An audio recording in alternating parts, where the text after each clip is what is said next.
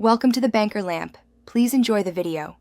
You start by inspecting the frame and mesh to find the root cause. Remove the seat now, unfasten the 3/6 screws and lift the mesh away so you can access the anchors. This exposes torn areas and worn tension strips. Once done, clean rust or debris with a wire brush.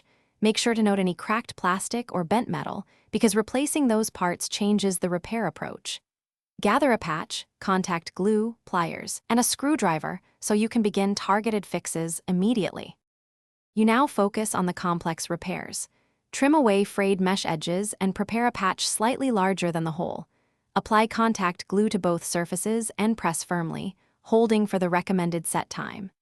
Next, replace weakened tension strips or anchors. Use rivets or new screws to restore secure attachment.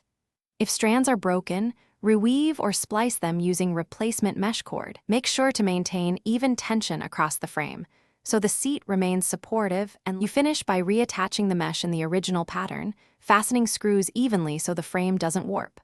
Once assembled, test the chair gradually. Lean first, then sit normally, listening for creaks and watching for sag. Adjust tension as needed.